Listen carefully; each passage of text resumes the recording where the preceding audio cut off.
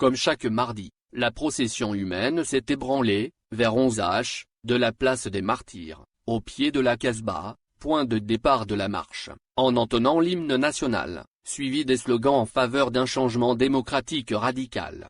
Quelques centaines d'étudiants soutenus par des citoyens ont défilé pacifiquement à nouveau hier à Alger, pour exprimer leur rejet des législatives anticipées du 12 juin prochain et réclamer le démantèlement du régime en place.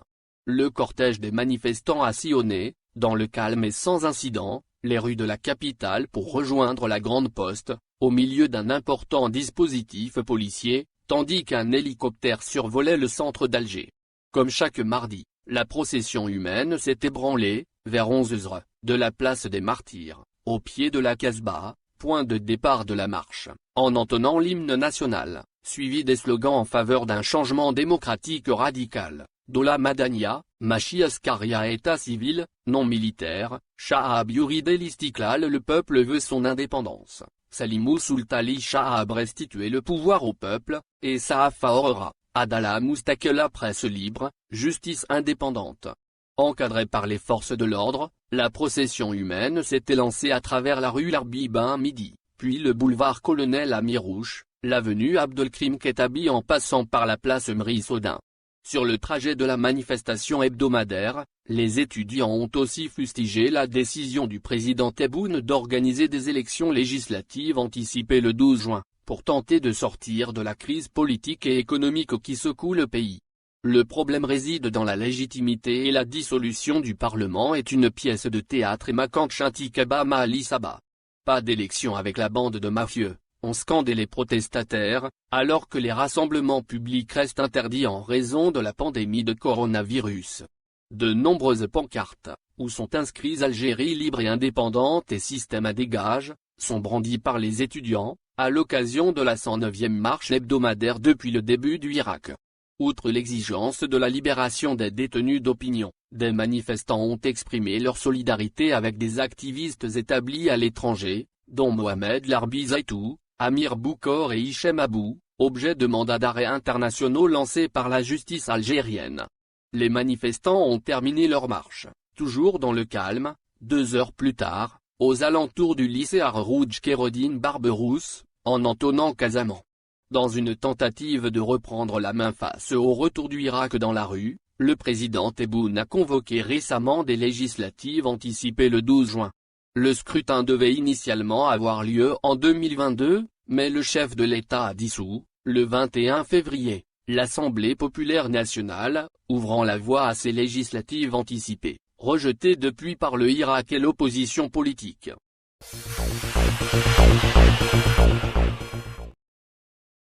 Dans le but de relancer la marche du mardi à Constantine, une quarantaine de personnes se sont regroupées, hier vers 13h, sur la place Colonel Amirouche, la pyramide.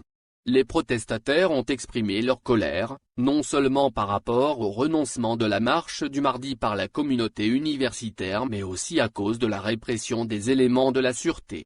Au début, nous étions à peine une dizaine d'étudiants rassemblés devant le palais de la culture Mohamed Lahi à Al-Khalifa, en plein centre-ville, face à un nombre important d'agents de l'ordre. On ne s'arrêtera pas. Notre combat continue, a déclaré Yabouten Aboussiou, étudiante. Des manifestants affirment avoir été intimidés sous prétexte que tout rassemblement est interdit par les autorités.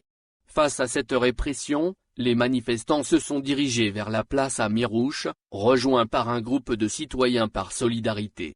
Les protestataires ont été encerclés par un nombre important de policiers. D'ailleurs, ces derniers étaient plus nombreux que les manifestants. Cette interdiction est une forme de répression des libertés individuelles et de la liberté d'expression. Mais notre détermination est plus grande, affirme une étudiante. Vers 14h, les éléments de la sûreté ont procédé à l'arrestation d'une dizaine de protestataires, qui ont été conduits vers le siège central de la police, dans le quartier de Koudia.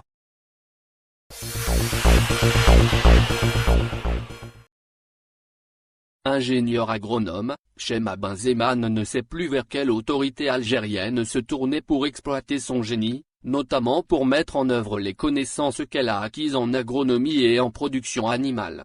Toutes les demandes déposées auprès d'organismes spécialisés sont restées sans suite, alors qu'elle pouvait bien répondre favorablement à plusieurs propositions de firmes étrangères, notamment françaises, qui voudraient profiter de son savoir-faire.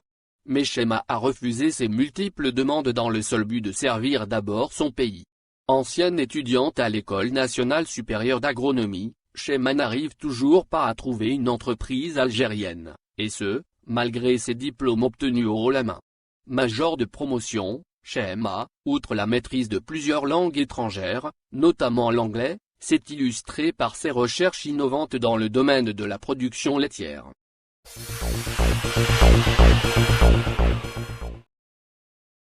L'équipe nationale affrontera demain la Zambie à 20h pour le compte de la 5e journée des éliminatoires de la CAN 2021, groupe H, amoindri de plusieurs joueurs cadres. Il s'agit de Maré, Benrahma, Mendy, Benacer et Fgouli qui seront à Alger vendredi pour disputer le dernier match éliminatoire contre le Botswana, prévu lundi 29 mars au stade Mostafa Tchaker de Blida. Le latéral gauche du Borussia Mönchengladbach, Rami Benzebaini, lui aussi n'a pas effectué le déplacement avec le groupe à Lusaka, car étant suspendu pour cumul de cartons. En plus de ses joueurs clés, l'entraîneur n'a pas convoqué d'autres éléments pour diverses raisons, à l'image d'Atal, Brahimi, Ouna, Boudaoui, Farah et Delors. L'absence de toute cette armada sera sans doute une occasion pour les nouveaux convoqués de saisir leur chance et tenter de gagner davantage la confiance de l'entraîneur Belmadi.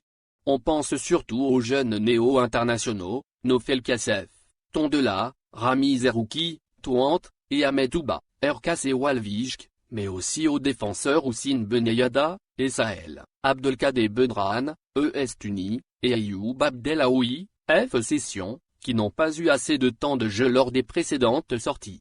L'ancien nadiste a déclaré en zone mixte, « C'est un honneur pour moi de faire partie de la sélection A.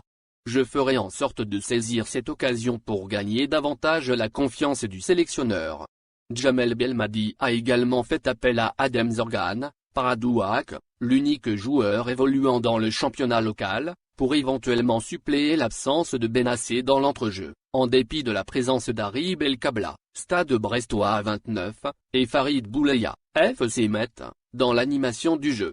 Si en pointe, le coach national n'aura pas de souci à se faire avec la présence de 3 avant-centres, Bounedja, Al-Sadd, Slimani, O. Lyon, et Derfalou, SBV Vitesse, sur les côtés. Par contre, il n'a pas vraiment le choix avec une présence réduite aux 2 seuls ailiers, Il Soudani, Al-Fat, Eraïd Ghezal, Besiktas. Ghezal, qui revient en sélection après 2 années, s'est montré très heureux lui aussi. Je suis fier de retrouver l'équipe nationale et les joueurs que je connais en majorité. Le match face à la Zambie s'annonce difficile même si nous sommes déjà qualifiés, a-t-il déclaré en substance.